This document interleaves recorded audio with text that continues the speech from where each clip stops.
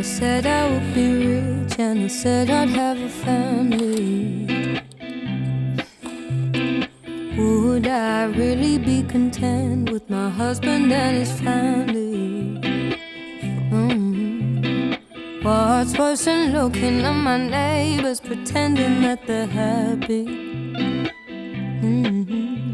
Is one day looking at myself and I'm saying that I'm sorry.